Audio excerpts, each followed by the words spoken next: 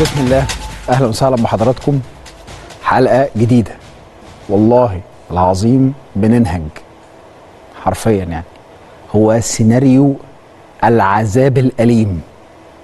90 دقيقة رحلة عذاب كل مواطن مصري. 90 دقيقة أشغال كروية شاقة، بل وشاقة جدا جدا، على رأي كابتننا الكابتن ميمي الشربيني. مفيش حاجة تتعب أعصاب أكتر من كده. يعني سيناريو مرعب.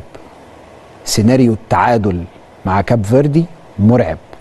احنا صعدنا الحمد لله، والحمد لله ان احنا صعدنا. وخلينا نقسم الموضوع لجزئين عشان نبقى أمنا وانتم متعودين. كلمة هنطلعها عارفين كويس قوي تمنها. يعني مبسوط ان احنا صعدنا على صعيد ان انا مصري وعايز منتخب مصر يكسب البطولة دي، مش يصعد من المجموعات. بس ابقى كذاب وغير امين لو قلت لك ان انا راضي عن الحالة الفنية. انا هدعم منتخب مصر عشان ما عنديش حلول تانية. انا ما عنديش حلول تانية، ما عنديش اختيارات تانية في التوقيت ده، واللعيبة والمنتخب جوه البطولة. بس انا من جوايا انا مش مبسوط ومش راضي فنيا. عندنا اخطاء فنية كتير، عندنا اخطاء دفاعية بالجملة. مستحيل يكون ده الاداء الدفاعي لمنتخب بحجم منتخب مصر. مستحيل. احنا احسن من كده بكتير. هحاول اعمل حاجة انا مش متعود عليها. هحاول انه اخرج نفسي من بره المشهد ده، واخرج نفسي من بره مشهد عدم الرضا عن الاداء الفني، لان انا ما عنديش اي حلول تانية او بدائل تانية غير ان انا اقف جنب منتخب مصر واقف جنب اللعيبه لان هم جوه البطوله. بس قسما بالعلي العظيم لينا وقفه. لينا وقفه مع المنظومه دي كلها على بعضها، لانها مش هتمشي كده. مش هتمشي كده يا جماعه. بالمنظر ده كده مش هتمشي. احنا حرفيا عندنا خرام في كل حته. خرام اداريه اقول، مشاكل اداريه اقول، كله معجون في بعضه.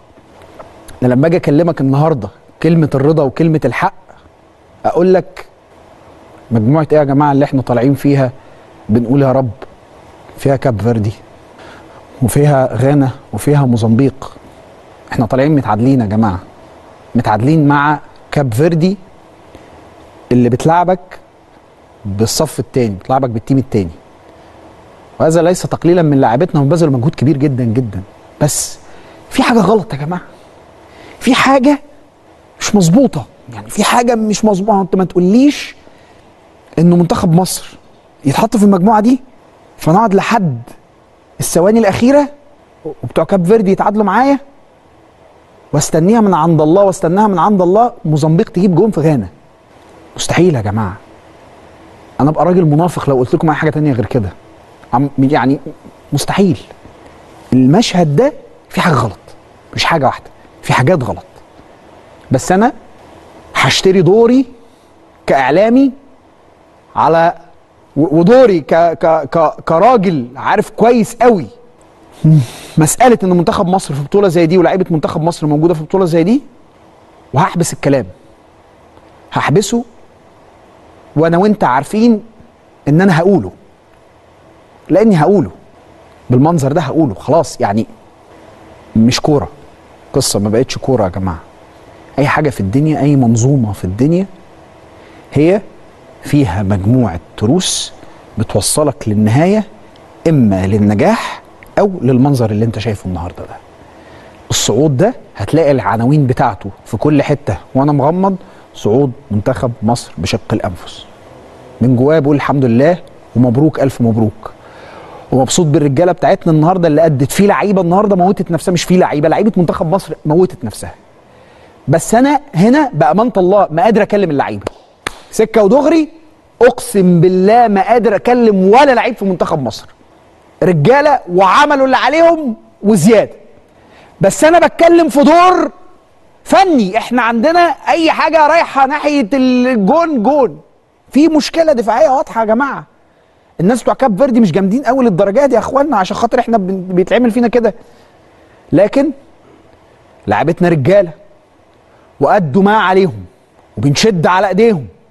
صعدنا صعود صعب، ليس الصعود المأمول، لكن احنا لسه جوه البطولة، وأملنا يحصل لنا زي ما بيحصل لكل الفرق في البطولات الكبيرة، أن يحدث هذا التطور المنتظر، ان احنا كلاعيبة، ان احنا كجهاز فني نقعد نتفرج على اخطائنا الدفاعية. احنا عندنا اخطاء دفاعية ما تنفعش، نقعد نعالجها، لانه بالمنظر ده مش هتروح بعيد ابدا. بالمنظر بتاع الاخطاء الدفاعيه دي مش هتروح بعيد.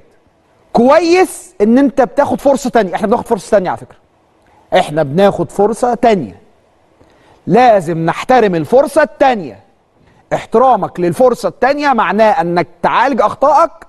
والله العظيم عندنا لعيبه رجاله، عندنا مجموعه من اللعيبه فعلا رجاله يعتمد عليهم، وما بقولش رجاله بمعنى كلمه قلب، يعني انا بتكلم رجاله عشان خاطر احنا عندنا جوده عاليه من اللاعبين، عندنا تنوع في اللعيبه. عند النهارده شوف تريزيجيه نزل عمل ايه في المباراه، قلب المباراه خالص، قلبها 180 درجه. إذا كنت من المتابعين الجدد اشترك الآن في القناة ليصلك الجديد بالضغط على الزر الأحمر أسفل القناة مع تفعيل الجرس، ولا تنسوا دعم المقطع بلايك. شكرا لكم جزيل الشكر.